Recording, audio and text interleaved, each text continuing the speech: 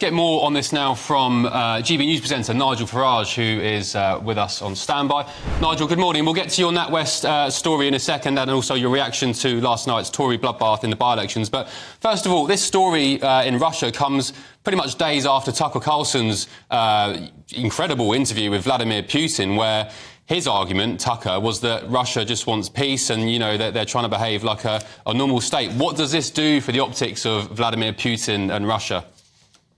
Well, it's appalling, but it's unsurprising. You know, all the reports about conditions in this penal colony, the way people were being treated, you know, hosed down with water in freezing conditions, etc.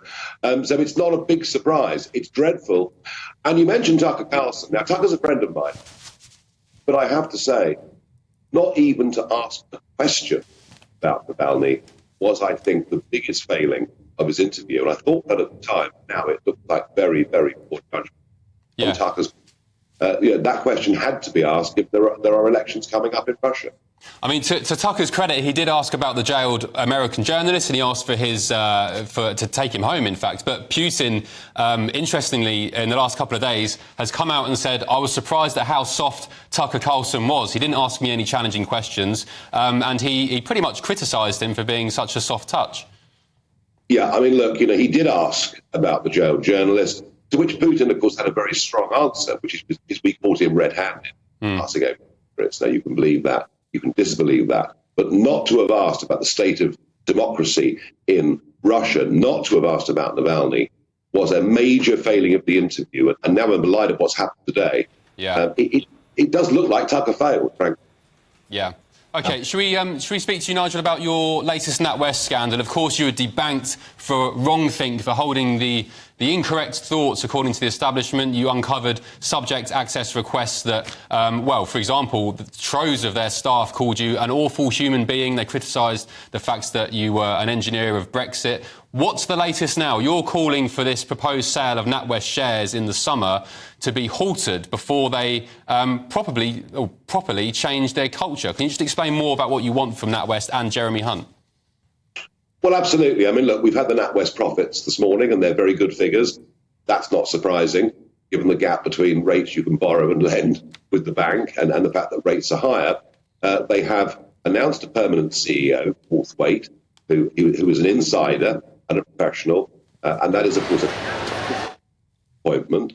And I cannot see any evidence that there's been a culture change within the bank of any kind at all. It's as if, let's put the Nigel Farage behind this. Let's give out £350 million in bonuses to the very people that those subject access requests through didn't just say horrible things about me, but actually threaten violence. You know, they'd like to push me out of a moving car. I mean, It was truly appalling. And the idea that now, in June, NatWest shares will be sold to millions of people, rather like the great privatisation going back to the 1980s, well, given that actually many of those people who might buy shares will have political opinions and social opinions very, very similar to mine, I think would be wrong, almost fraudulent, and to sell shares to people who they hold in contempt. So I want to see two things. Number one, a promise that the culture at the bank has changed and that people will not be unfairly debanked. And believe you me, there are plenty of us. Number two, an admission that the Travers Smith report, the so-called inquiry, was a complete whitewash of acknowledgement that actually was not looking for the right things. And number three, you know, I racked up huge legal bills through the course of all of this, suffered reputational damage as a result of much of what was said, and they should settle with me as well.